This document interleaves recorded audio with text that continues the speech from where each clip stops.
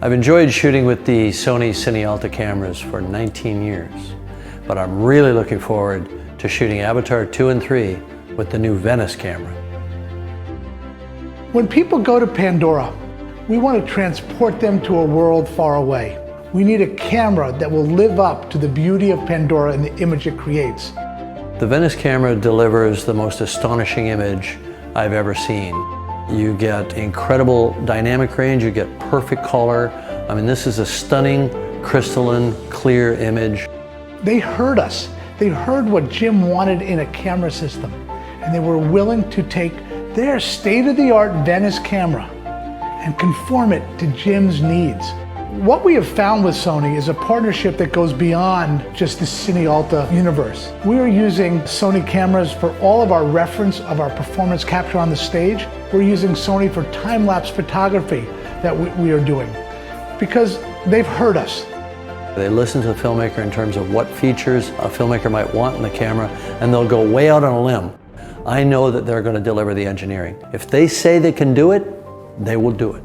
Lightstorm Entertainment had to develop several unusual camera systems, some of which even had to be able to work underwater. So let us dive deep and find out more about this unusual 3D cinema camera, how it works. In some pictures in which we can see a glimpse of the camera system Lightstorm Entertainment used for Avatar 2, we can immediately see that something seems a bit off. Looking at the entire rig from a distance, we can make out that the camera James Cameron is holding is tethered to an assistant's backpack, which holds two bulky boxes. Looking at the camera head on, we can see a strange lens configuration. One lens is looking straight ahead, but another lens is poking out of the bottom of the matte box. High-end camera rigs can become rather complex, but a rig like this is especially mystifying. What we are looking at is a 3D camera, which actually is composed of two Sony Venice cameras, which naturally record two separate images.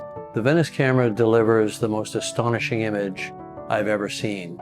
You get incredible dynamic range, you get perfect color. I mean, this is a stunning, crystalline, clear image. James Cameron is and always has been a believer in 3D movie making technology, having invested over a dozen years researching and experimenting with technology and filming methods that ought to be used in the next chapters of the Avatar quintology, which is 3D. Well, what do we want to do with a movie like Avatar or the sequels? We want to take you to Pandora. We want you to live it, breathe it, feel that for that moment, for that period of time, those hours that you're in the dark theater, that this is a real place and you're going on a real journey. And this helps with that. For the first Avatar movie, James Cameron and the DP Vince Pace co-developed the Fusion camera, a 3D beam splitter camera composed of two Sony f950s. Fusion camera was an outgrowth of all the 3D camera development that Vince Pace and I had done for several years previously. It was designed to be a state-of-the-art professional cinema camera for 3D production. So it needed to be faster, more responsive, more accurate, quieter to handle high-budget feature. Both Sony f950 cameras were about 4 inches wide, while the distance between our eyes averages at about 2.5 inches. In order for the distance between the recording cameras to be minimized, instead of thinking up some new complicated chassis for a novel camera system, James Cameron and Vince Pace decided to opt for a beam splitter rig, which surprisingly works exactly like a teleprompter. The design of the camera has been researched for a long period of time. What they've done is essentially assembled two cameras with a beam splitter that are able to simultaneously photograph two images at the same time.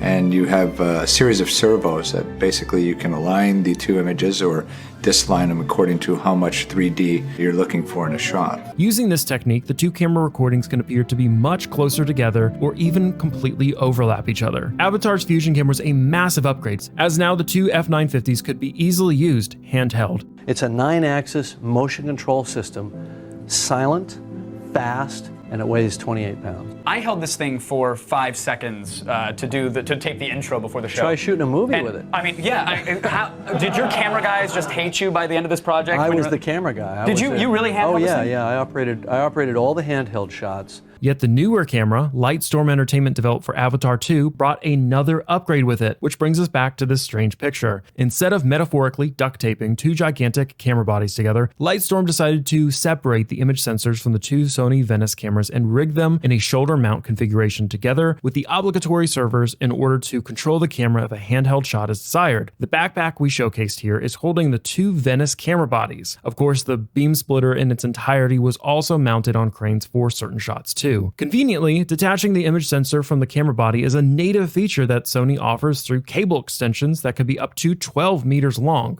And then here we are with a brand new camera system that Sony has created for us in adapting their incredible Venice camera, Cine Alta camera, into one with a separate optical block. And this is what enables us to actually do the 3D filming with the same flexibility and ergonomics that we could do a 2D movie years ago. Considering that Avatar 2 will be at least just as multimedial as its predecessor, it also helps that the Venice camera is a great choice for recording virtual scenes on displays, which Lightstorm seems to also have utilized during shoots judging by this photo. The Venice camera was not randomly picked out of the hat to be used for Avatar 2. They listen to the filmmaker in terms of what features a filmmaker might want in the camera, and they'll go way out on a limb. I know that they're going to deliver the engineering. If they say they can do it, they will do it.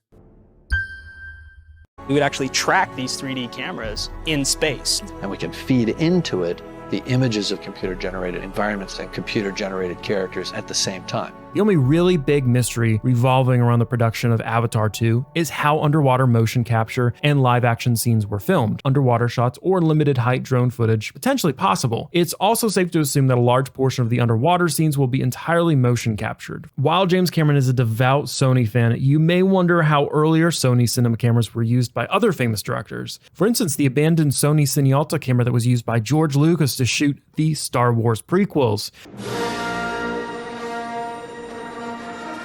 And a dinner was arranged between the Lucasfilm team and Sony executives.